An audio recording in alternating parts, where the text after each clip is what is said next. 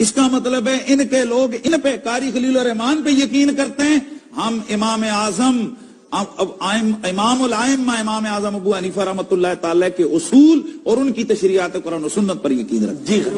سورہ بقرہ میں واضح طور پر اللہ کے قرآن مجید میں یہ الفاظ موجود ہیں، والوالدات یرضعن اولادہن حولین کاملین لمن اراد ان یتم الرضاعہ، جو ماں اپنے بچے کو دودھ کی مکمل مدت دودھ پلانا چاہتی ہے تو اس کی مکمل مدت حولین کاملین پورے 2 سال ہے۔ اب مفتی صاحب سے پوچھو، فقہ حنفی کہتی ہے کہ 6 مہینے اضافی ہیں، 2.5 سال ہے۔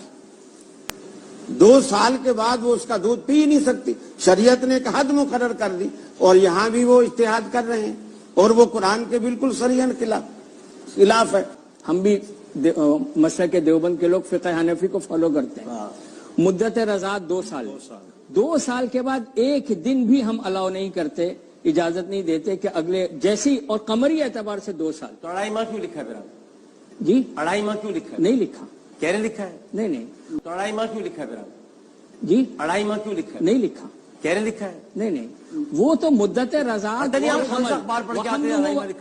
میں یہ کہہ رہا ہوں، یہی کہہ رہا ہوں کہ میں فقہ کی کل وہ عبارت ان کو لا کے دوں، تو وہ جن کے فقہ کی ہے ان پر بات کی جائے نا، ہمارے فقہ کی نہیں ہے تو یہاں پر بات ہو ہی نہیں رہی۔ فقہ حنفی کی، وَحَمْلُهُ وَفِصَالُهُ 30 شَهْرًا۔ فقہ جعفری کی بات نہیں کر رہا، فقہ حنفی کی بات۔ فقہ جعفری میں 2 سال ہے بھائی، فقہ جعفری میں بالکل 2 سال ہے، اور فقہ جعفری میں آسانی ہے کہ جب یہ آیت آ گئی تو پھر تو 2-2.5 سال ہو ہی نہیں سکتی نا، آیت بالکل واضح ہے، حولین کاملین۔ کل آپ 2.5 سال لکھا ہوا لے کے آئے، میں حاضر، بس یہ میرے ذمہ۔ اگر آپ دیجیے گا، اگر کسی ناواقف آدمی نے 2.5 سال لکھ دیا، اگر کسی ناواقف آدمی نے 2.5 سال لکھ دیا تو یہ اس کی ناواقفیت پہ جائے گا، پورا فقہ ریپرزینٹ نہیں ہو رہا۔ فقہ ناواقف لوگوں نے نہیں ڈاکٹر اب صاحب، کل آئے گا نا، ڈاکٹر صاحب اس پہ یہ پوری اصولی بحث ہے، ڈاکٹر صاحب اپنا مفتی صاحب میرے خیال میں کیا یہ انشاءاللہ کل جس طرح یہ کہہ رہے ہیں نا، یہ وہ عبارت لے کے آئیں گے انشاءاللہ، اس پر گفتگو ہوگا۔ سب سے پہلے تو ذرا ایک مسئلہ ہے، اس کو ختم کر لیں، وہ 2.5 سال اور 2.5 سال، وہ 2.5 سال اور 30 مہینے۔ جی پہلے ذرا علامہ شبیر احمد عثمانی صاحب وہ فرماتے ہیں کہ امام صاحب جو 2.5 سال کا فتویٰ دیتے ہیں، آخر ان کے پاس بھی کوئی دلیل ہوگی۔ موطا امام محمد ہے، اس کی جلد 2 ہے جی، اور دوسری جلد میں صفحہ 602 ہے۔ جی اس کے اندر فرماتے ہیں کان ابو حنیفہ رحمہ اللہ یحتاط بستۃ اشہر بعد الحولین، فرمایا کہ امام حنیفہ رحمۃ اللہ علیہ 6 مہینے کی احتیاط مزید دیا کرتے تھے 2 سالوں کے بعد۔ یہ امام محمد رحمۃ اللہ علیہ جو ہیں امام حنیفہ رحمۃ اللہ علیہ کے شاگرد خاص ہیں، جیسے امام ابو یوسف ہیں ایسے امام محمد ہے۔ اور تیسری بات یہ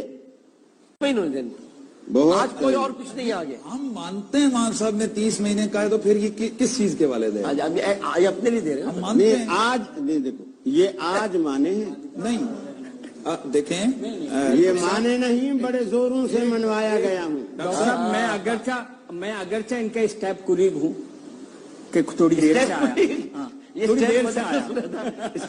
تھوڑی دیر سے آیا، لیکن چونکہ قاری صاحب نے حوالہ ہمارے مسلک کے لوگوں کا دیا تو ظاہر بات ہے آپ کے خلاف آپ کی مسئلہ کر دے رہے ہیں۔ بات میری کرنی ہے، انہوں نے ہوگی جی، میرے خیال میں ڈاکٹر صاحب اتنا تو وہ نہیں ہو رہا ہے۔ دیکھیے ڈاکٹر صاحب، تیسرا حوالہ ہدایات جلد 1 صفحہ 217، اس میں بھی 30 مہینے کا ذکر ہے، یعنی 30 مہینے کا مطلب 2 سال میں 24 مہینے ہوتے ہیں، 6 مہینے اوپر ڈالیں گے تو 30 مہینے۔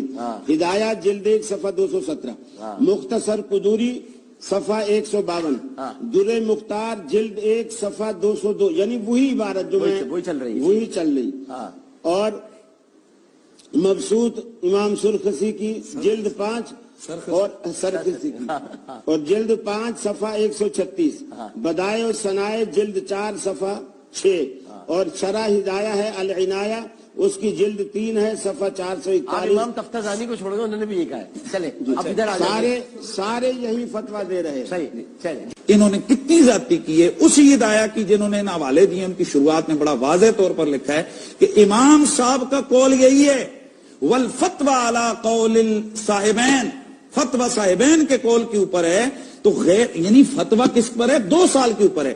تو اب یہاں یہ فقہ کو یہ ان کے مسائل کو سمجھنا ہر ایک کے نہیں کہ جا کر کتاب کھولے اور اس کو بات کو سمجھے.